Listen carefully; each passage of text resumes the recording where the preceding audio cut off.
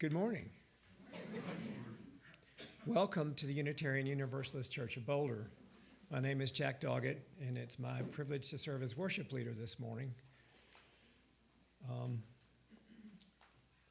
Part of our script says, one thing I love about this congregation, it's so hard to limit myself to one. My gosh. But just this week, the strong sense of everyone pitching in, and I'll talk more about that in a few minutes, is so strong with me. And when I see it outside, when I see it in the classrooms and all the people. Yeah. Is that better? Yeah. Great, thank you. I really love that about this congregation. I want to extend a very warm welcome to everyone who's visiting us for the first time. We're an intentional community gathered around our shared promise to support each other's individual spiritual journeys. We don't all believe the same things in exactly the same way, but we do share the same values and the same commitment to our spiritual growth. We share the faith that our beliefs become real when we act on them and make the world a better place. And we share the commitment to live a life grounded in community. If you're joining us online, please fill out a visitor form in the link description. We'd love to connect with you. After the service today, a number of things are happening, one of which is Scott, our connections manager, and Reverend David are leading a training for ushers and greeters in the Sky Room, which is the big room behind us. Even if you didn't RSVP and you'd like to be an usher, come on by. Before that, come on outside for coffee and cake and the celebration. I just finished a role, along with Sharon Secord, my partner, in executing and putting the 25-26 Pledge Drive campaign together. It's finished in terms of actual effort, and I wanted to thank some people. Besides Susan, I want the pledge stewards who've been so instrumental in connecting with people to please stand up. We'd like to recognize you and thank you.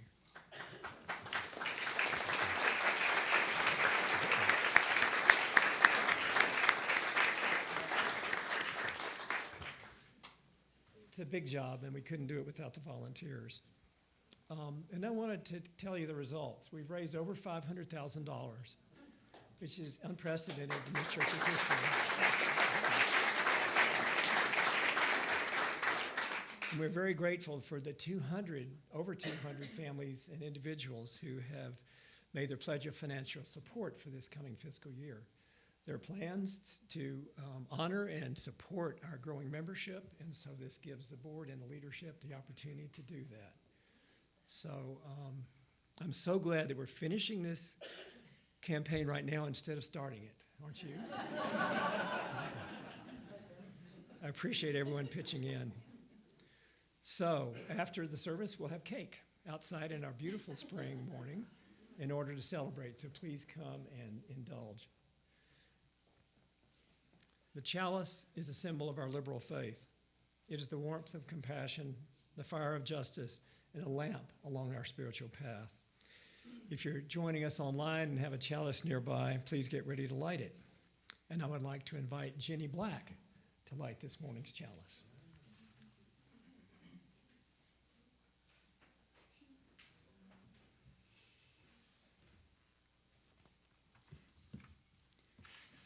So good morning. I am one of those rare birds who was born into the UU tradition. I was welcomed as a babe into the Church of Our Father in downtown Detroit in 1941. And many potluck dinners, community gatherings, retreats, and church school lessons. After I left for college and graduate school, I remained a member of that church. However, I have traces of more traditional upbringing. As a young teen, my mother was more than a bit worried when I accepted the invitation of neighbors across the street to attend the youth group at their Baptist church. I assured her that it was just an extension of the church across the street curriculum, which I loved. And it was. I learned Bible stories and Psalms, and in a way that I could not have otherwise, learned how other religions provide a structure for people's lives. This stood me in good stead when I attended Kalamazoo College, which was originally founded by the Baptists. And although no longer formally associated with the denomination, when I attended, Friday chapel was mandatory. I sung in the choir. I met my husband to be at a UU Liberal Religious Youth Conference before my senior year in high school. And although we went to separate colleges, our relationship survived. We married after my graduation. Graduate school followed, and we had several years of lots of study, but no church. When we both landed jobs in Manhattan, we began to attend again. At first, we were members of the community church in New York, which was within walking distance of where we lived. Very nice. The Sunday services were great, but after our sons were born, we realized that the gap at that time between the church for adults and church school for children was not for us. We transferred our membership to the Unitarian Church of All Souls uptown, where we found a more family-friendly environment. In the meantime, my own immediate family, my sisters Mary Jean Ewing and Nancy Holt, as well as my parents, Alice and Howard Hess, had moved to Colorado and were active members in UUCB. I visited often and attended memorial service for both of my parents here. Wanting to be closer to my sisters, when I retired after 41 years in New York as a faculty member of New York School of Medicine, it was only natural for me to join UUCB. I have deep roots here. I value the family-friendly atmosphere at UUCB and its growing community. My greatest concern, however, right now is for the world we leave our children. It is clear to me that if we do not efficiently address the climate issues we have helped to create, all of the rest of our visions for a better world are in jeopardy. As a scientist, it pains me greatly to see the ripping apart of progress that has been made, as if doing so would prevent continued worsening of our climate. Action is the only answer and is the reason why I became a member of our climate action ministry over a decade ago and joined our choice of national partner, Citizens Climate Lobby. I light this chalice today in honor of our children and hope for a better future.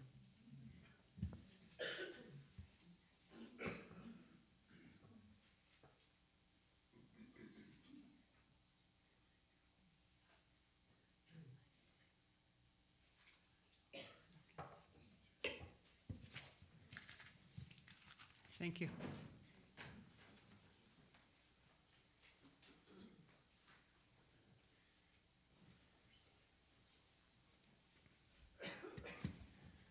To covenant is to commit, that even if we fall short of our aspirations, we will not let go of them. We will never cease from trying again and again to live them out. In that spirit, gathered in person and online, will you gather together and stand as you're able and speak our covenant aloud? We gather in fellowship to speak truth to each other, to reach out and touch one another, to care with each other, and to seek the truth divine. So be it.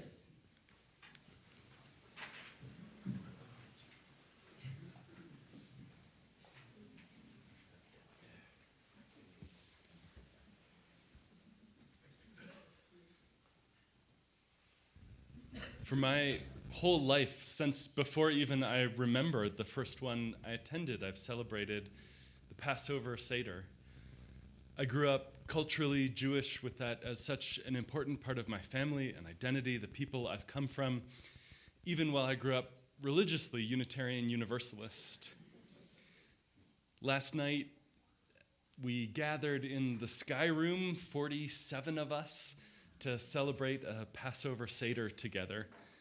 And in the ritual meal and telling the story, we remembered what it was to go from bondage to freedom, from slavery to liberation.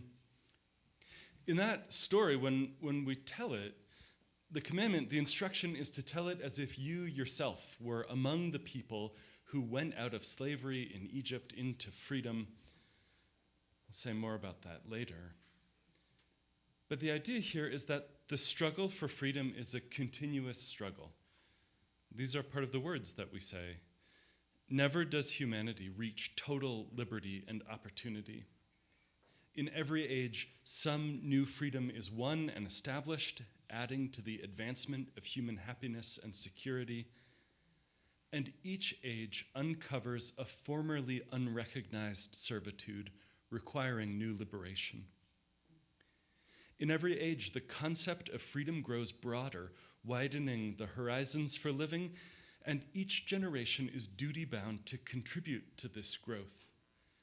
Else our ideals become stagnant and stationary. The events in Egypt were the beginning of a force in history which has to continue. And in that spirit, we see ourselves as participants in the Exodus, which Passover remembers, because we dedicate our energies to that same cause. We haven't just been freed from, but freed for. 115 years ago, the Universalist minister Clarence Skinner put the same idea this way, and I love always, whether it's going back centuries in the Passover Haggadah or only century to Clarence Skinner, the way that these old stories and old ideas are fresh still, alive still, our work still. Skinner says it this way. He says, the fight for freedom is never won. Inherited liberty is not liberty, but tradition. Each generation must win for itself the right to emancipate itself from its own tyrannies, which are ever unprecedented and peculiar. Therefore, those who have been reared in freedom bear a tremendous responsibility to the world to win an ever larger and more important liberty.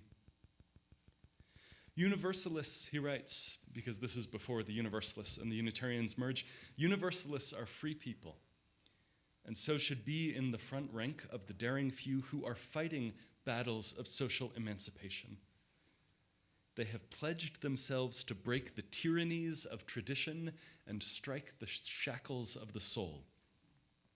And if they are true to the spirit of their faith, they pledge themselves to free humanity from the economic degradation that fetters it, body, mind, and soul.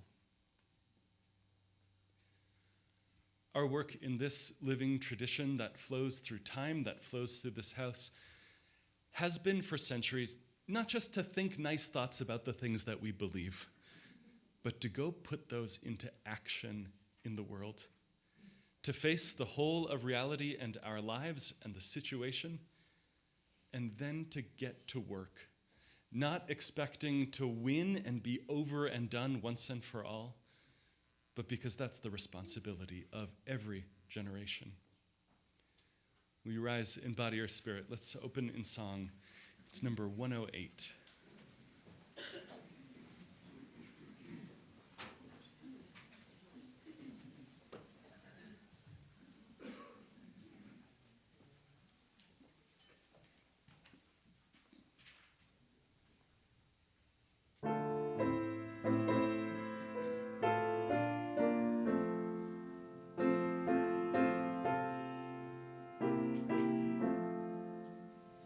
My life goes on.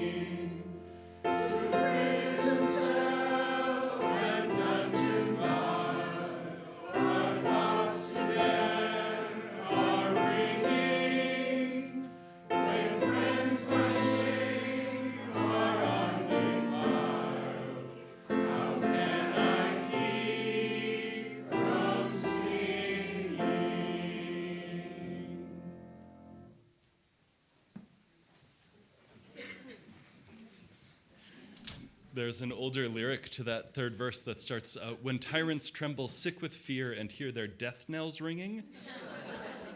Y'all get to decide, based on the day of the week, how you're feeling about those two versions. Makes an awkward transition to say, please join me in the spirit of prayer and meditation. All right, y'all, let's take a breath together. Let's sigh together, actually. Yeah, here we are. We made it. This far, at least.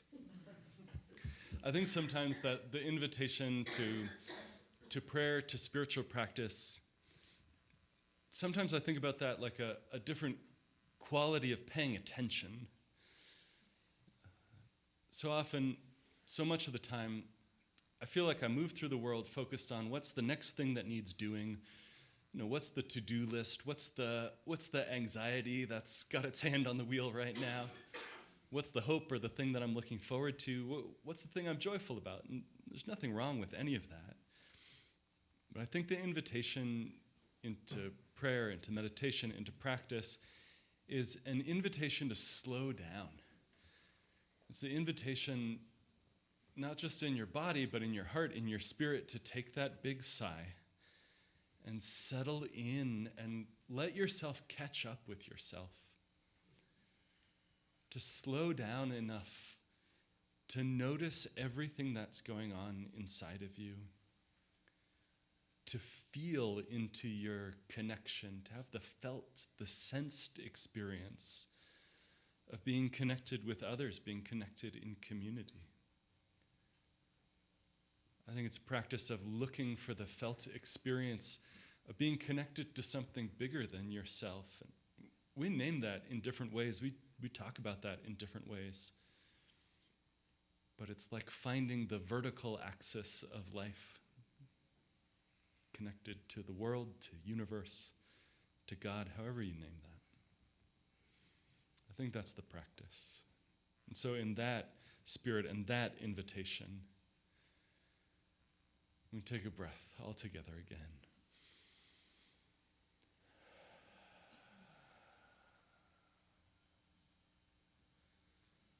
On this spring morning,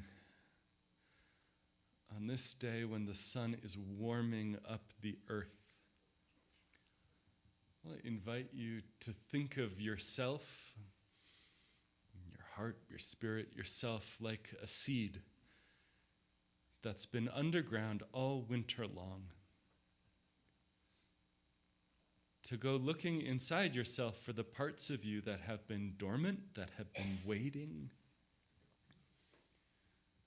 The parts of you that are just barely starting to feel now the possibility of something different. What would it be like to be a seed folded up inside yourself under the earth through a long and a dark and a cold season? I think when the ground did start to warm around you, when rain did start to make its way down to you, it would be hard to trust that this was the right time to grow. It would be hard to risk it. This morning, imagining our little seed selves waiting there, our hope and our prayer and our determination is to risk it. To risk the change we know we need that's waited through a long season. To risk growth without knowing what's going to come, only knowing that we've waited long enough. Be together in silence for a few breaths.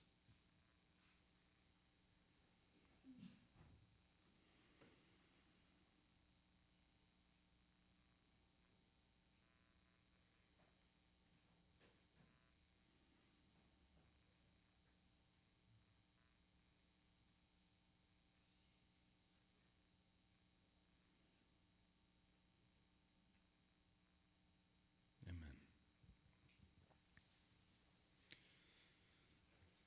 Ritual is an outward expression of an inward movement that unfolds over years. In this ritual we do each week in placing stones, it's like a gardener in the garden. I'm not one. Many of you are. But I know that, I've heard anyways, from others who are gardeners,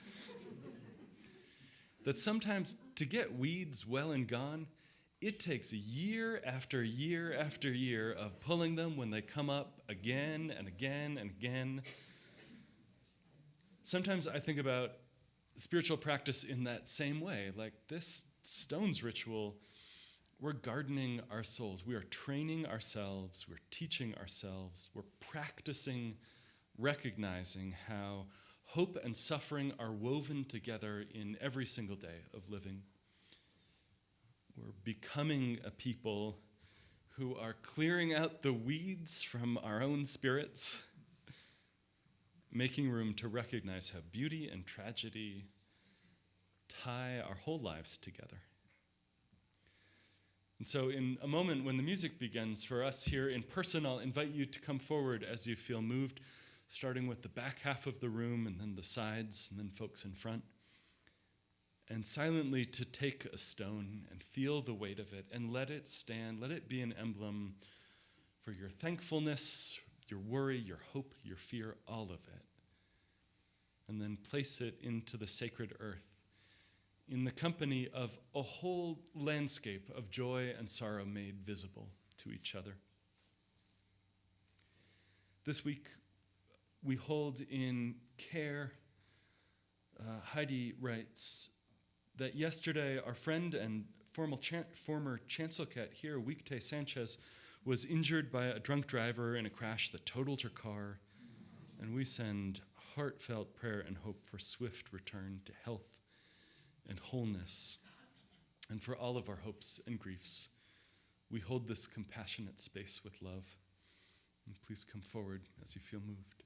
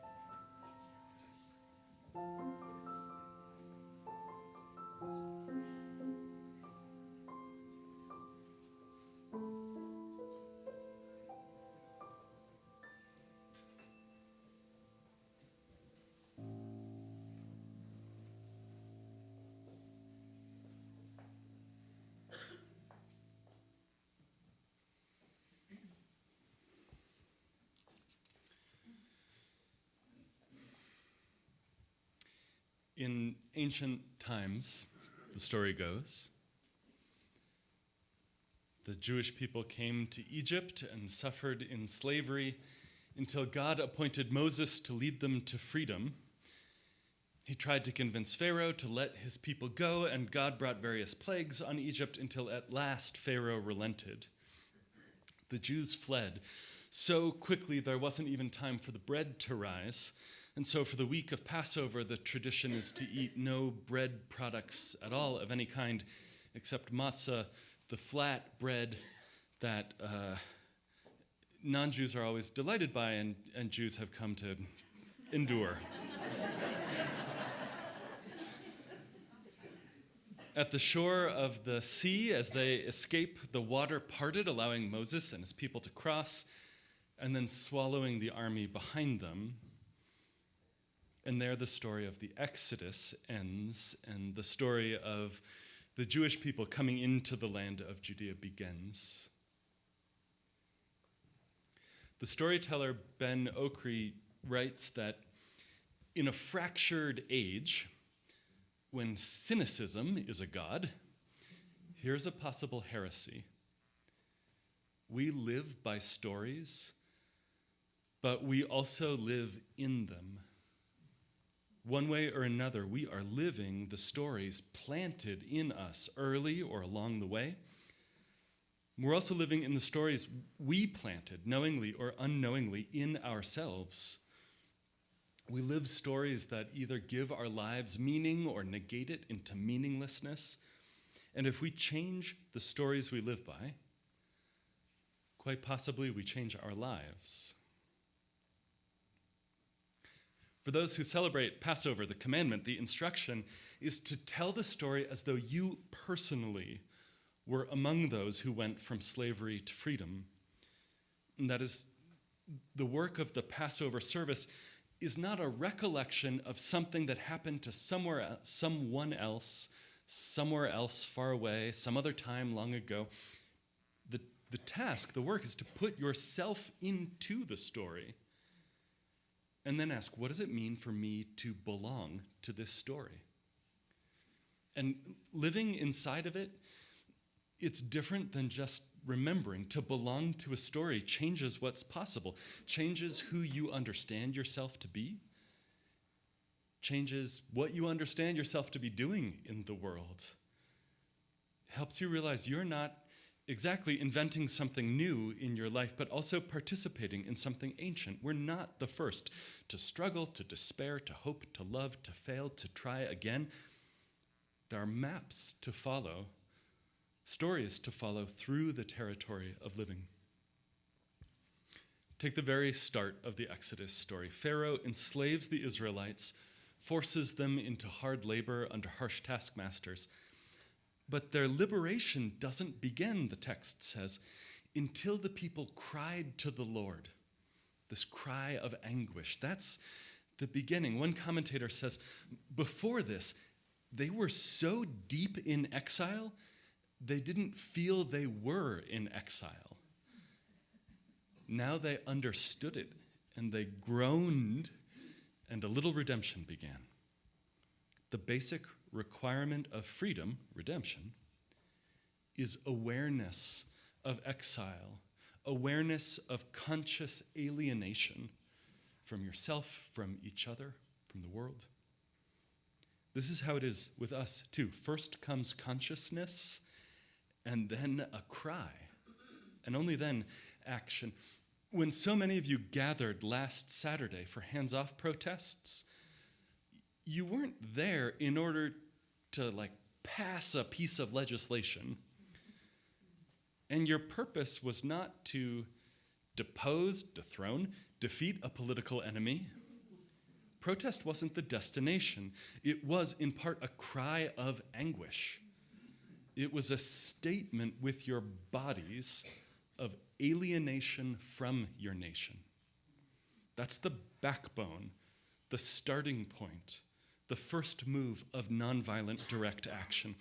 When civil rights leaders marched across the Edmund Pettus Bridge in Selma on Bloody Sunday, and on national television, the country saw them beaten and battered by state troopers, that action raised a cry, raised a groan of alienation. First comes consciousness, then action. Even while enslaved in Egypt, the Hebrew people's lives were unbearable, but they were a minority of such strength they were considered a threat to national security. And if a war broke out, Pharaoh feared the Hebrew people might take up arms against the Egyptians, so he ordered genocide, that all male children be killed. And Shiphrah and Puah, 2 Hebrew midwives, were called before the Pharaoh, and he tried to force them to collaborate in the murder of their own people. He said, "When you attend the Hebrew women in childbirth, watch carefully. If the baby is a girl, let her live. If it's a boy, kill him." And the midwives, Shiphrah and Puah, refused to collaborate. But in this beautiful way, they didn't just say no. They said to the Pharaoh, probably not in this tone of voice, we wish we could. But the Hebrew women are so tough that whenever we get a call to go attend to someone, they've already given birth by the time we get there. So, we wish we could, but... Now, if this story is about someone else, somewhere else, somewhen else, this is just sort of a delightful twist. But if it's about us here right now, here's what it says is possible. 2 enslaved people, minorities, women in a man's world, called before the Pharaoh, chose not to comply in advance and succeeded. 2 absolutely powerless women in that moment were stronger than the most powerful person in the world. It is possible, the story says, for any one of us to resist, to find the way to do it. So Yocheved, mother of Moses, bore him and hid the newborn child, who was discovered and unknowingly adopted by the Pharaoh's daughter. And Moses survived to adulthood, raised a prince of Egypt, living in palaces, never knowing want or need or desperation. You've probably seen this, maybe the Disney version, maybe the Cecil B. DeMille version. It's probably like a generational gap in those two. Although a child of privilege, as Moses grew, he became aware of the slaves. And seeing the labors they were set to, he couldn't ignore it any longer at a certain point. And when he saw an overseer mistreat a slave, Moses struck the overseer and killed him, and then, fearing retribution, set out into the desert alone, fled from Egypt, began a new life as a shepherd, married, raised a family in the desert. I have heard over these last years from so many folks in this community in so many different ways. I've heard from you stories of your life which go like this. I didn't realize, and then I did. I've heard men tell me, I did not realize how all-pervasive patriarchy is in this culture, and then I did. And I've heard cisgender folks tell me, I didn't realize anyone could feel differently about their gender than I do about me. And then I got it. And I've heard white folks tell me, I used to think, maybe I was raised to think, that if we just stop talking about this, if we just stop talking about difference and white privilege and institutional racism, this will go away. And then I realized it wouldn't. Moses grows up a child of unbelievable privilege, and then comes to understand what the world is actually like for other people who are not him. And he acts.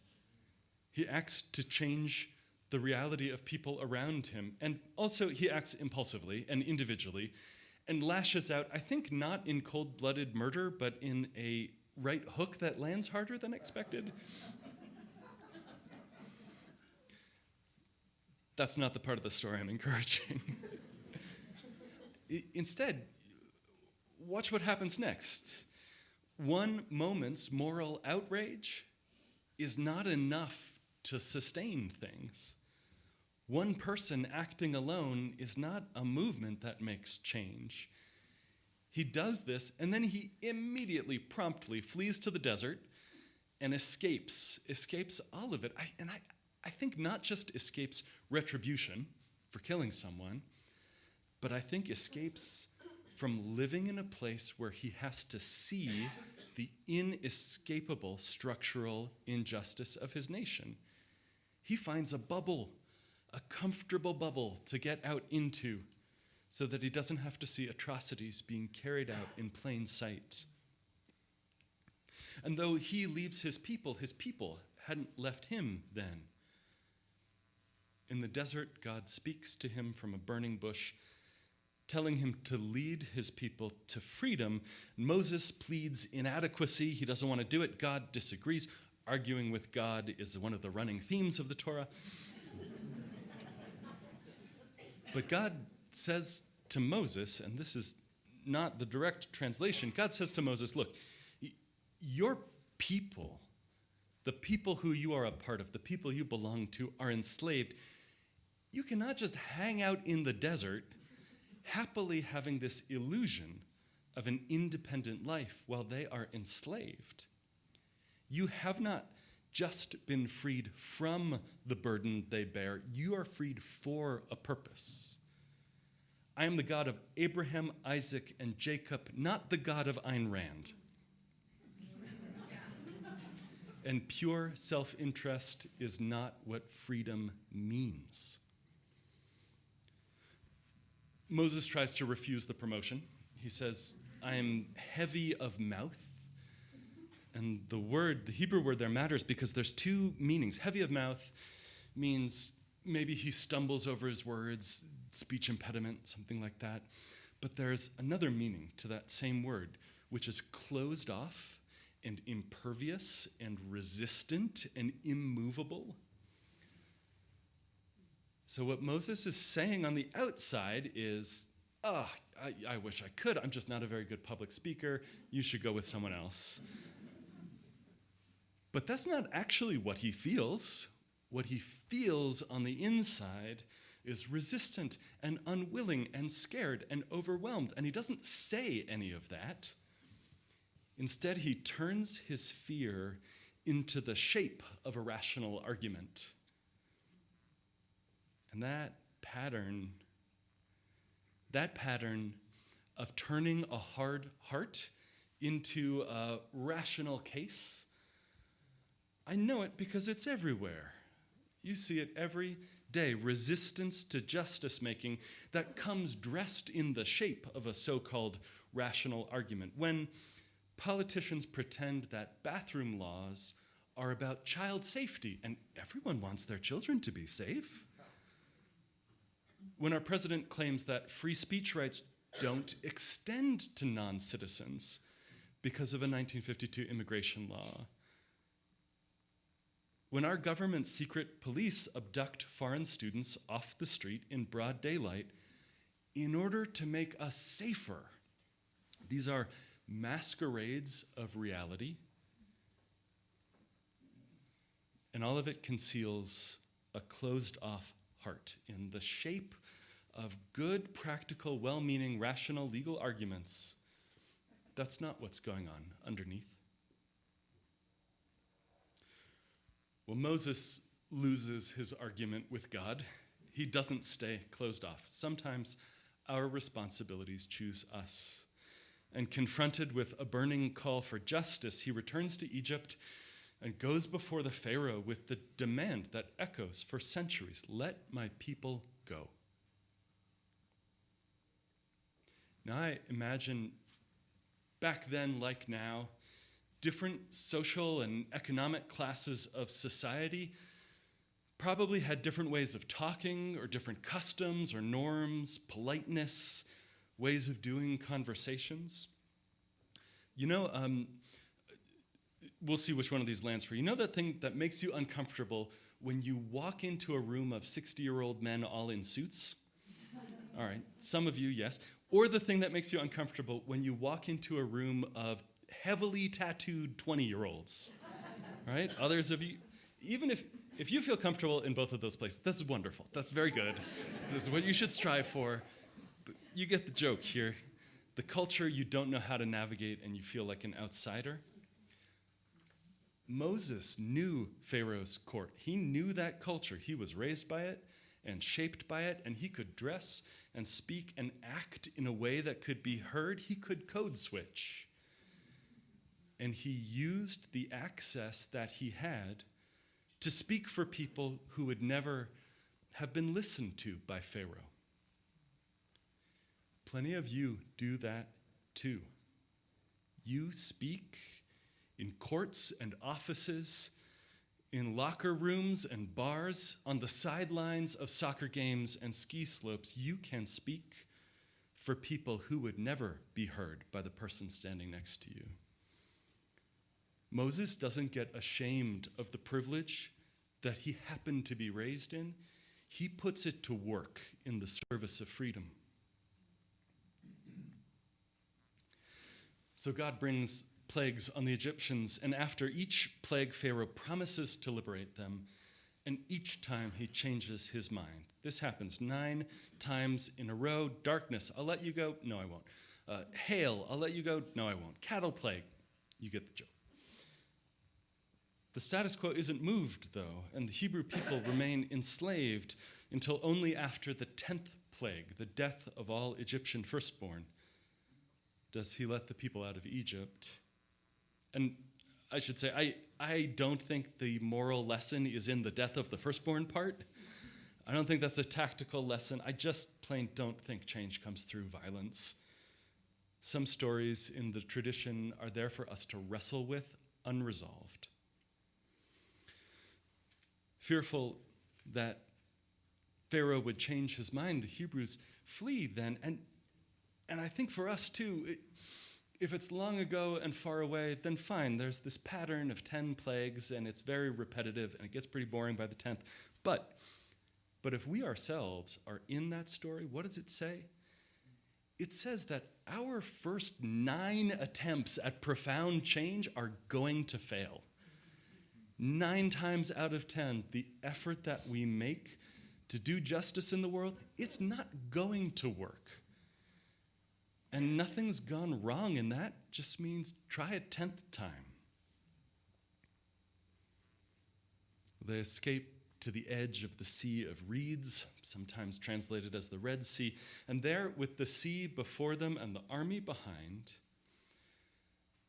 they have to choose at last between the world they knew, the miserable world, but the known world, and an unknown and maybe impossible freedom ahead of them. They didn't know how the story would end then.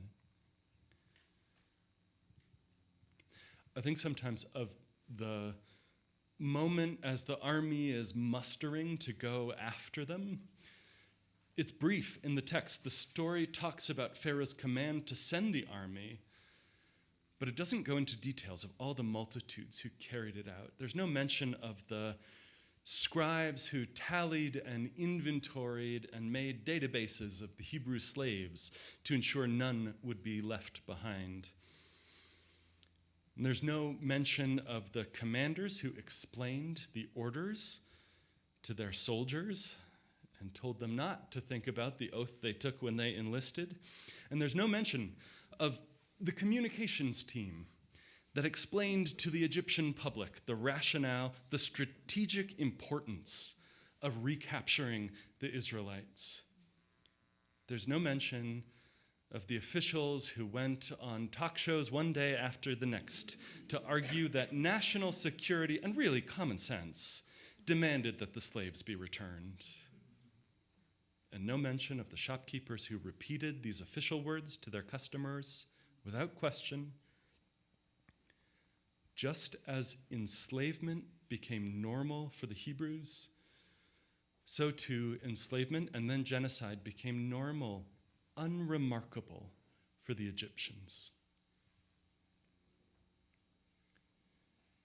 We retell the Exodus story, and it's seductive to identify with the heroes.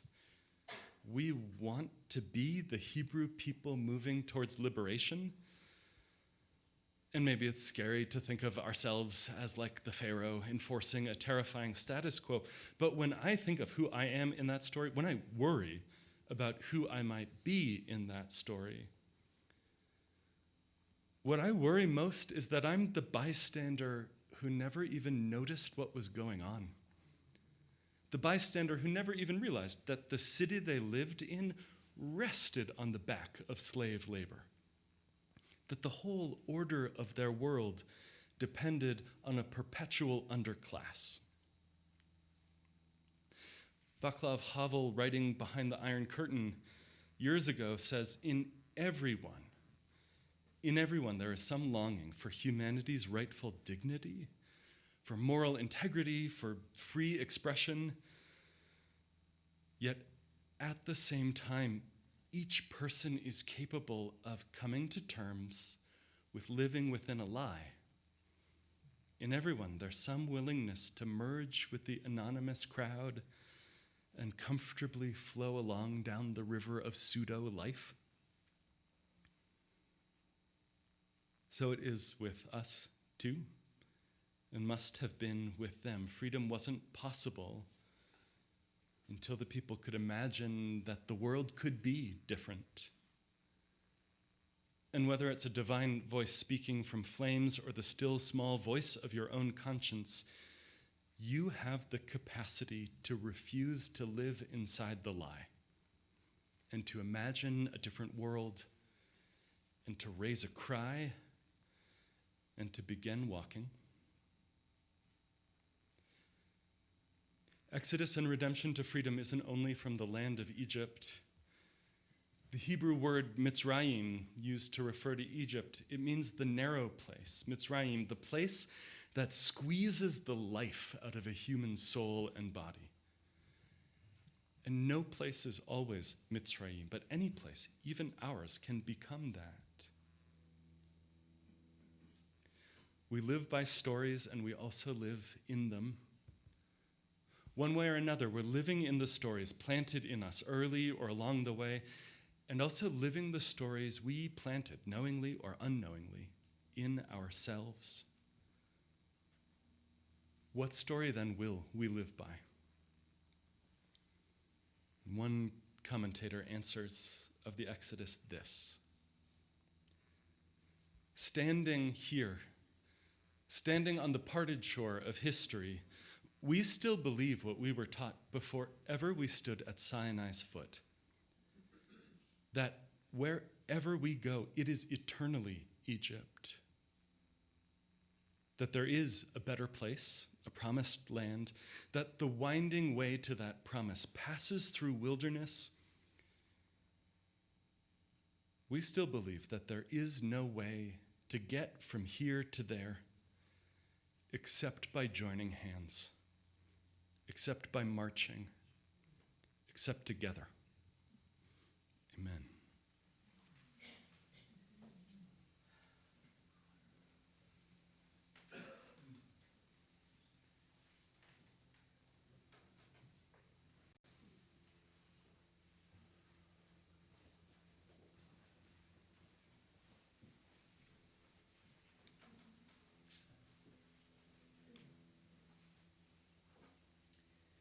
We're going to sing this through twice for you so you can hear what it sounds like, and then we invite you to stand and join us in singing this lovely hymn.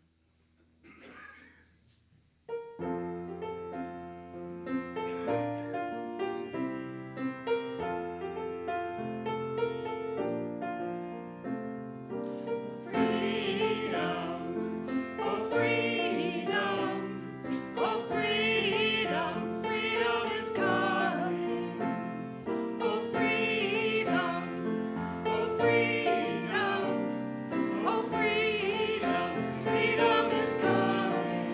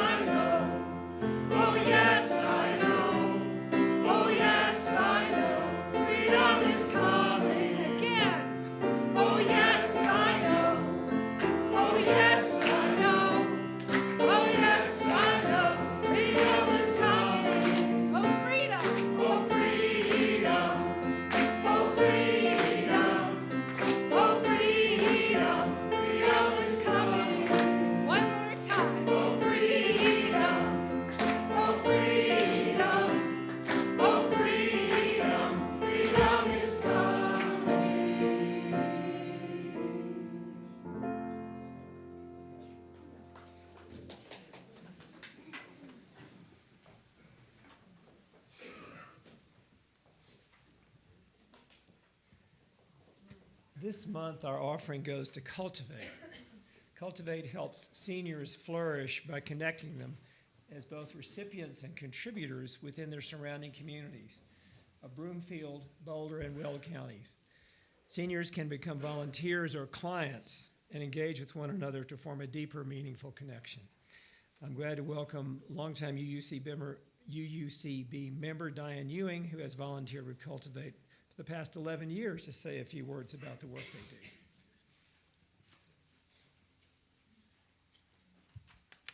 Good morning. I've been a member here since 1985, and I've been a volunteer at Cultivate for 11 and a half years.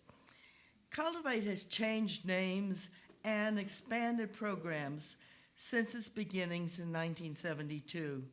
You might remember Boulder County Care Connect, which sounded like a county agency, so the name was changed a few years ago.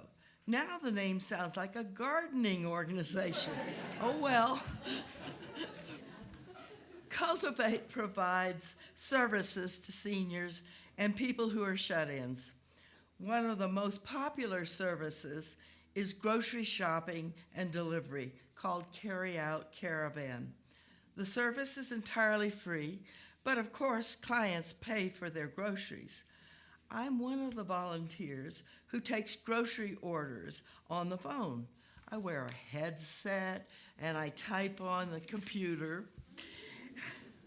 Some people now also send their orders by email, but I still enjoy talking to people on the phone.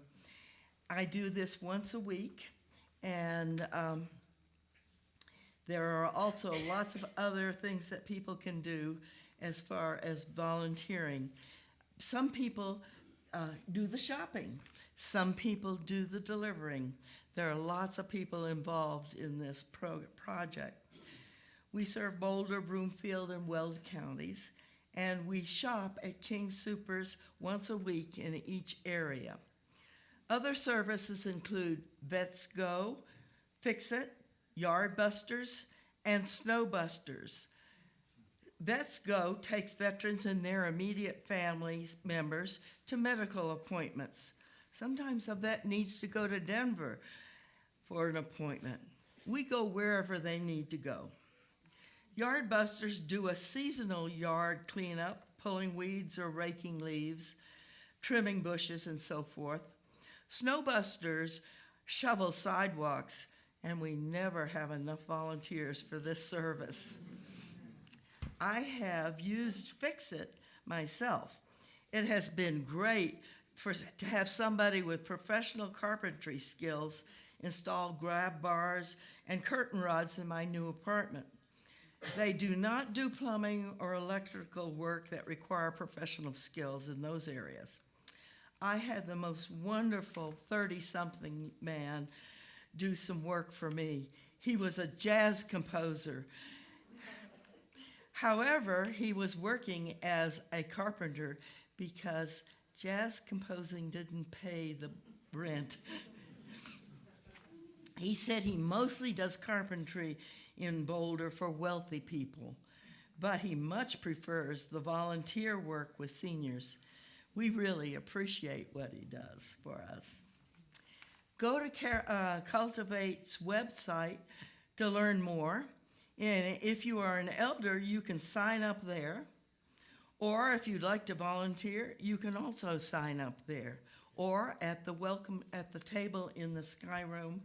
I guess we're having coffee hour outside, so maybe you can stop by the door and get a brochure. I've got things to hand out about Cultivate if you'd like more information. The organization has a paid staff that keeps things going, but it is entirely funded by contributions from the public and an occasional grant. So anything you can do for us would be really appreciated by those of us who are seniors in this community. Thanks.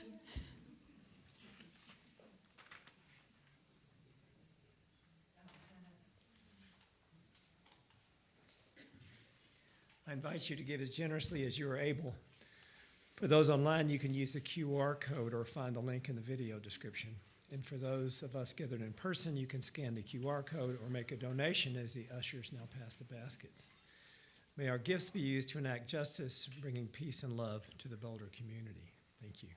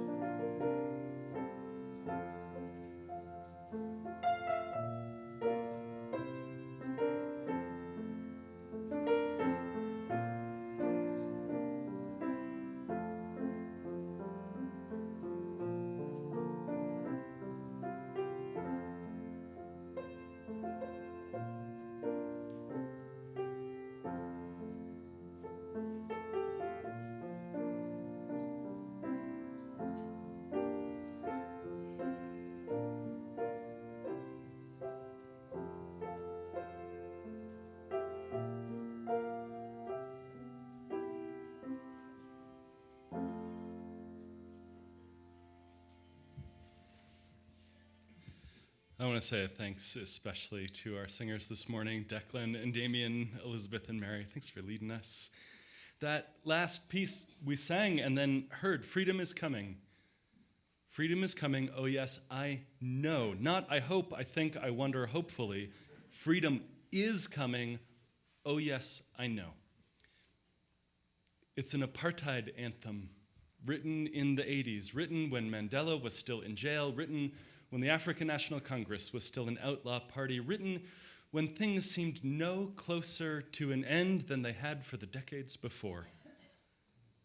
Nonetheless, they sang, freedom is coming. Oh yes, I know, not I hope, not I wonder, not maybe. They knew it was their work to bring about, just like it's ours. We rise in body or in spirit, and we'll close in song.